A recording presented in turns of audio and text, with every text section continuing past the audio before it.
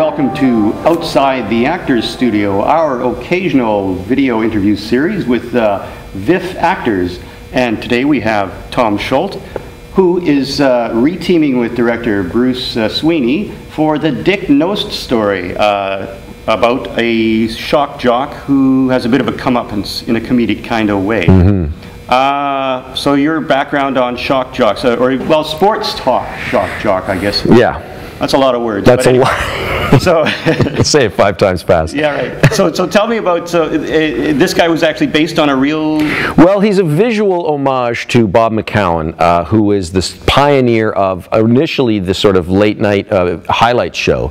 People don't remember that his show Sportsline in Toronto was kind of the first 11:30 p.m. highlight show, but he brought a kind of a reverence and a kind of rough edge to it, which was new. And now he's our version of the king of all media, Howard Stern, in the sports world. He's got a simulcast show where it's a radio show, but they show it on TV, and he is full of huge opinions, and he happens to wear sunglasses, have a big mop of hair, and hate soccer, which are all things that are true of Dick Knost as well. But Dick Knost is an entirely fictitious character. It's a visual homage to Bob. And speaking of the visuals, you get to rock a wig in that. Yes, sir. The wig and the sunglasses, but the wig, you're an old hand with wigs. I mean, you've done period wigs on stage. Yeah. About this, how does Dick Knost's rug rank with the other rugs? Yeah. Well, Dick Knost's rug is perfect because when I first tried it on, so Bruce had suggested me the idea of a wig, and I said okay.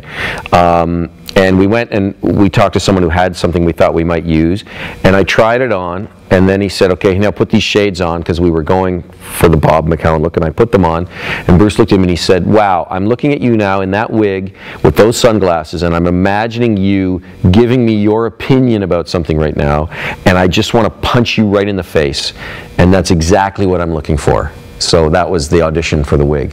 That's always, I think those are the words every actor wants to hear from his director. That's right. Yeah. Well, that's one of the things I love about Bruce and Bruce's films and working with Bruce is he's not out to try and pander to the audience by making sure everyone in his films is super likable. He's challenging you to deal with people that have some rough edges, that are not entirely likable, but hopefully by the time it's done, you find something redeeming about them.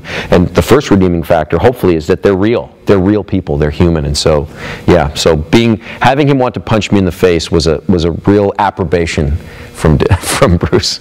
Now, your guy Dick Knost gets to say a lot of outrageous things on the screen. This is a two-part question. Was there an element of improvisation there, and were there things that you said on camera that were just too outrageous to put in the movie? And you want to know what they were? Well, okay, all right. So this is Bruce's script. I mean, there's tiny bits of improv, and people know that he's worked in an improvisational way in the past, although he's never shot an improvised film. We've used improvisation to develop scripts, but by the time you go to camera, it's locked. But Bruce, as I'm sure you know, Bruce is a very witty guy. He's quick with the one-liners, and this is a territory that he understands really well. He understands satire, he understands sports, and he understands media coverage of sports. So for him, as he said, to write this one, writing he usually finds quite torturous. He said for this one he just had to get out of bed in the morning and just start. So I'm given the great gift of saying these great lines that he wrote. We did add some here and there, and there's one line that I wanted to say, and he didn't let me say it on the day, and now of course he doesn't remember that at all. We were doing the sound mix. I said, you know what, I really wanted to say so-and-so, and he wouldn't let me. He's like, what do you mean I wouldn't let you say that? And that's when Neil, my co-host, is eating a bunch of ribs, and he has the remote in his hand, and he snatches the remote from me, and I want it back. I wanted to say, give me that thing, your hands are covered in cumin. But he wouldn't let me say it on the day, and I thought it was pretty good, but he regrets that now. So, you know, in some circles, cumin is a dirty word. That's exactly what I was hoping for, yeah. Now, you have a collaboration with Bruce Sweeney that goes back over... Almost 20 years now. Almost 20 years. Yeah. And how many films? This is the 4th. He's made 7 films. No, this is the 5th. I had a small part in the last film, too, so I've been in 5 of his 7 films. And the earlier films, I think Bruce was working out some sexual things. I like where this is going. Not working out some sexual things himself, but just sort of exploring things on film, which frequently involved putting you in awkward situations. Correct. Is it a relief not to have to take your pants off in a Bruce Sweeney film? Finally. As a viewer, I'll ask you, isn't it a relief? It's a huge relief. Yeah, I'm happy that era is behind us. I don't want to use the word enjoyed, but the thing is, I liked the challenge of that stuff because the actors that have always been really inspired me, the actors that take huge risks. You know, and one of my favorite performances that I use as a kind of benchmark for the commitment that an actor can show to what they're doing is Harvey Keitel in Bad Lieutenant.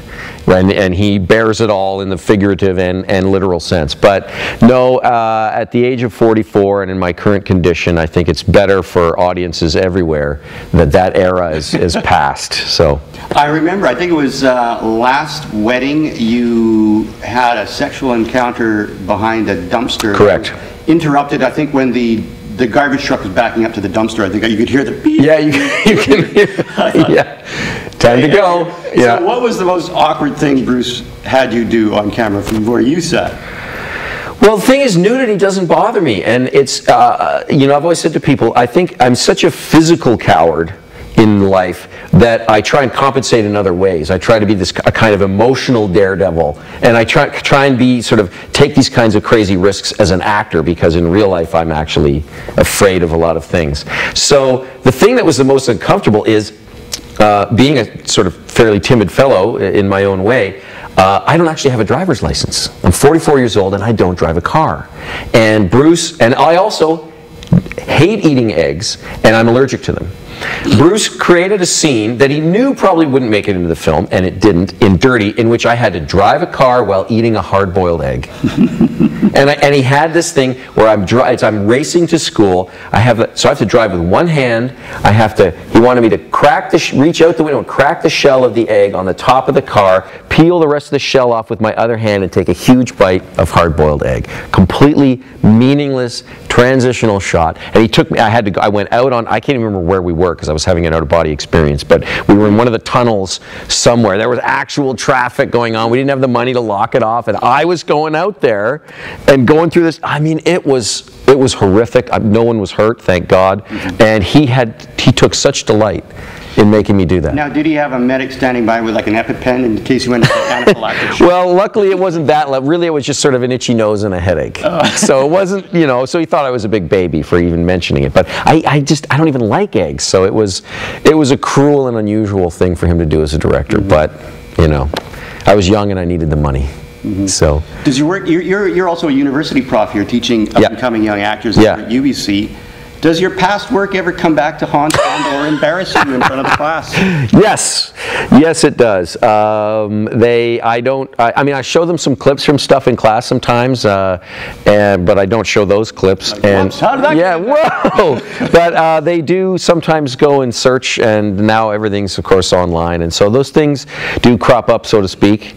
And I have an out-of-body experience when someone brings up. It's worse with parents of kids who go to my son's school.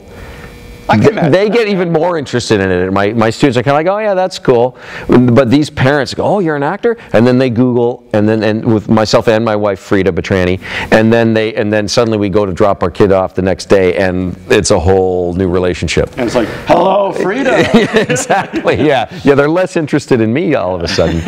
Yeah.